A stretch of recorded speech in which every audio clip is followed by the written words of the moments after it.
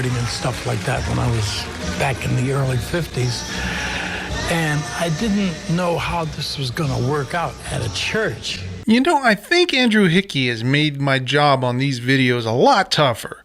When I first started this series, I think I would have approached the prospect of spending some time with a doo-wop album from the 50s with something akin to doo-wop, huh? Well, I know Zappa was a doo-wop fan, so maybe bring up Cruising with Reuben in the Jets? And basically leave it at that.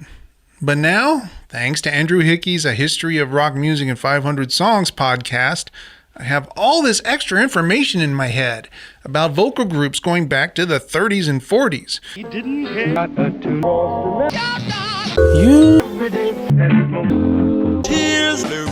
And honestly, I don't know that I can encapsulate all that information into something useful for someone new to the Five Satins, like me. The answer, I think, is to limit my scope. So for this intro here, I'm introducing a new feature called A List of the 5 Most Interesting Things I Learned While Researching This Week's Album. Way too long, boss, way too long. Let's just call it The 5 Things.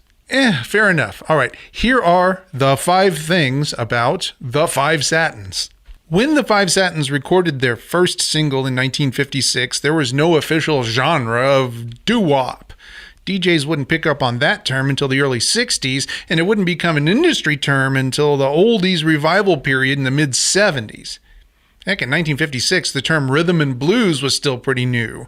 Jerry Wexler at Billboard had replaced the term race records with rhythm and blues only 7 years prior, in 1949. Going all the way back to the very beginning, the primary way in which vocal groups came together was basically just neighborhood kids looking to make music. But since the average neighborhood kid in the 30s and 40s couldn't always get their hands on an instrument, they just used what they had, their own voices. A lot of the non-verbal vocalizations of the backing singers that would eventually give doo-wop its name, well, that all came from the necessity to create backing parts.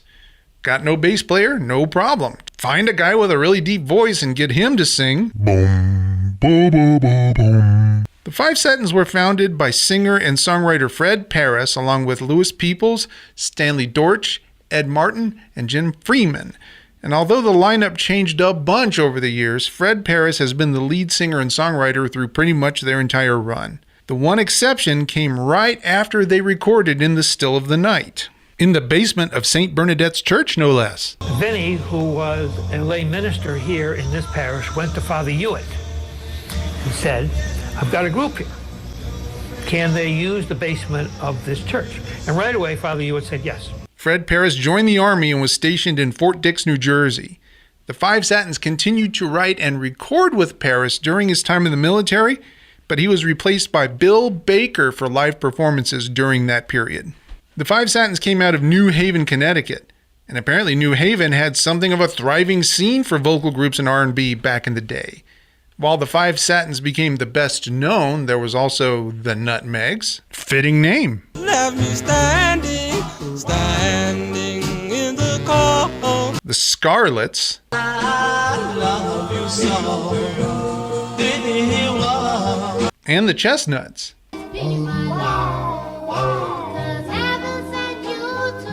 The Five Satins have appeared in a couple of movies I bet you've seen. In the Still of the Night is in the Dirty Dancing soundtrack.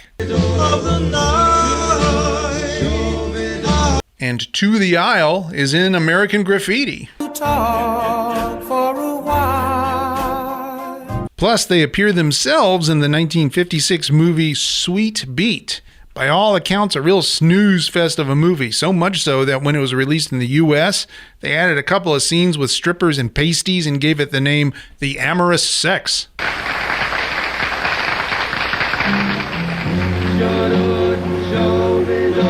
And that's the 5 things for the Five Satins. Here in Season 5, time to give their album a spin.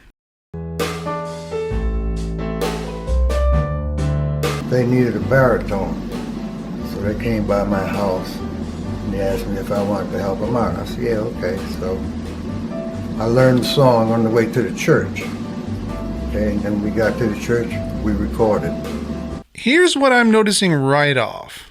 First, pretty much every song is a slow 6/8. Correct, it's doo-wop. And the songs all pretty much have a 32-bar AABA song form with the A sections using a 1-6-2-5 progression. Yep, it's doo-wop, and the vocals are layered and sophisticated.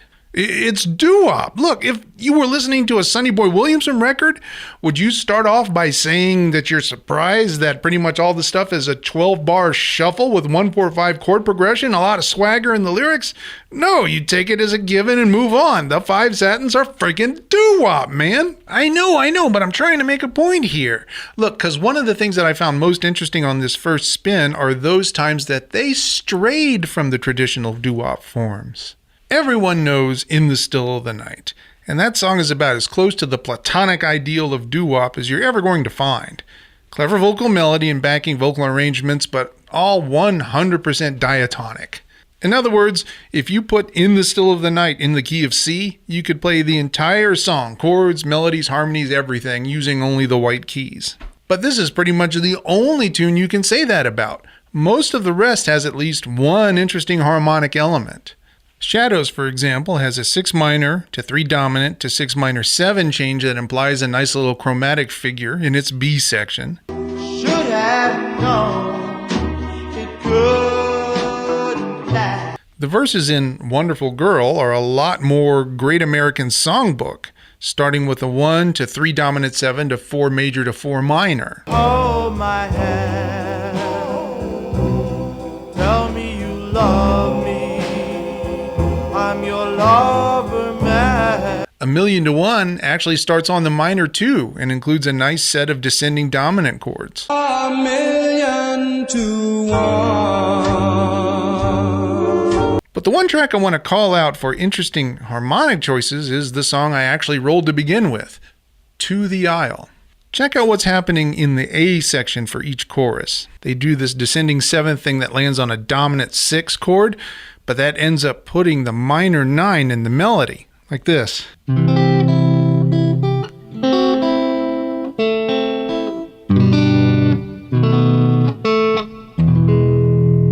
if you listen carefully, you can hear Fred Paris land on the tonic and bend the note up a semitone to get that minor 9 every time. And the other tune that stood out for me on this first listen was the one a cappella tune on the album, All Mine. Dude, you usually don't like a cappella. I know. But here's the thing. For the B section of All Mine, they actually use metric modulation, changing the meter from 6/8 to straight 4/4, using a 3/2 polyrhythm for the metric pulse. I've got you. One last thing to point out before I go listen a bunch more and come back with my final thoughts, and that's the instrumental backing for a lot of these songs. There are a few songs with big, lush string arrangements clearly done by studio musicians like Candlelight. Turn the lights down low. And Tony, My Love. And those all sound fine. But there are also a couple of songs that feature, of all things, bassoon. On Pretty Baby, they have a bassoon doubling the guitar line. And on Our Anniversary, it takes the bass duty.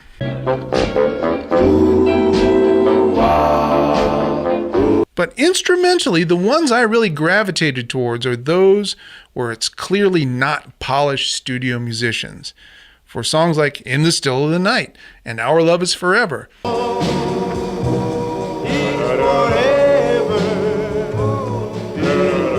Everything in the accompany sounds washy and reverby, like maybe they recorded it in a church basement, for example. And even better is when there's a sax or guitar solo on one of these, because you get the polished and sophisticated vocals from the Five Satins, followed by half a chorus of, like Joe from down the street on sax doing his very best, bless his heart. The best one is on The Jones Girl, an up-tempo rocker. On the second chorus, the Five Satins all start clapping and Fred starts shouting encouragements and the sax player proceeds to play. Well, check it out.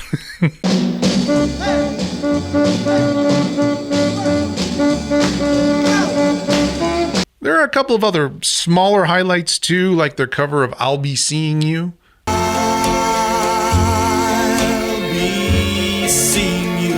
But this collection has a total of 21 songs, and the vast majority of them fit very squarely into the category of typical, if well executed and sometimes innovative, doo-wop. And those are my first impressions.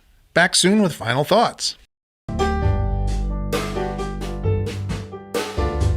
Just like the rest of the songs that were out, Earth Angel, Sincerely, and those records.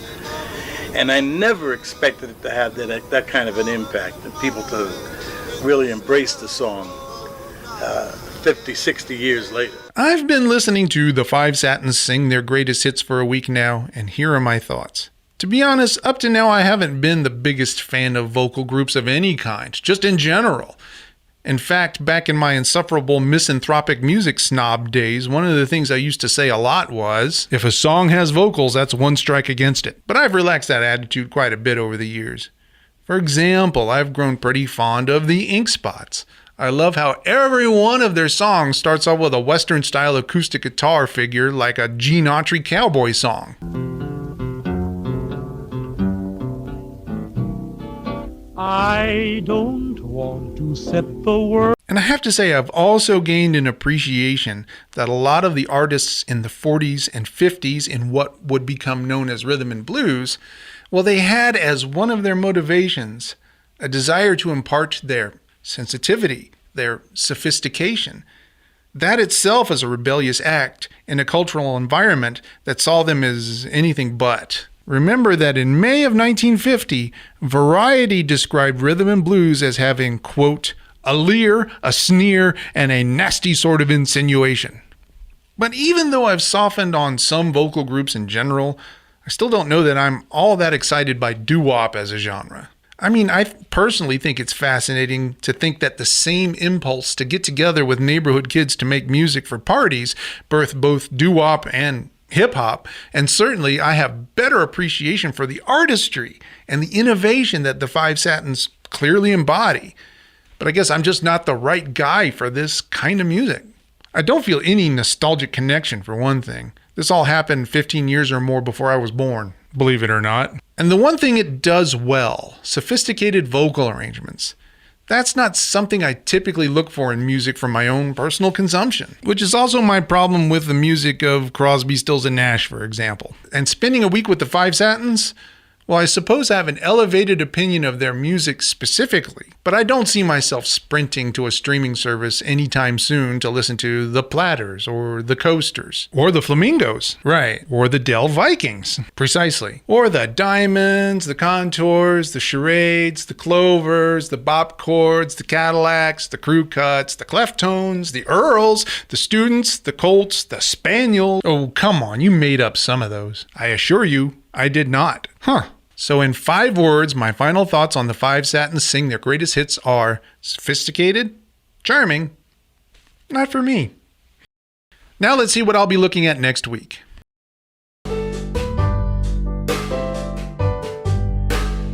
First roll is for year 59. Okay, so these dice seem to favor the 1950s. Well, the good news is we will definitely be able to look at the Billboard Hot 100 here. Next roll is for week and month. September for sure, kind of hard to see the week. Let's see here. Second week. Okay, second week of September 1959. And finally for chart position.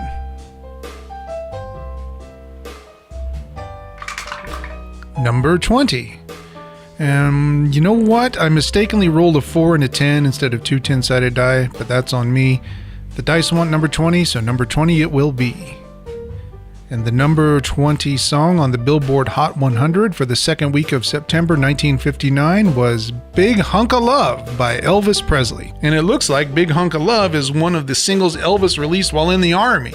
So that means I'll be looking at the album 50 Million Elvis Fans Can't Be Wrong, the collection of singles released at the end of 1959 containing his charting songs over the previous 2 years. Thanks for hanging out with me, everyone. I will see you next week.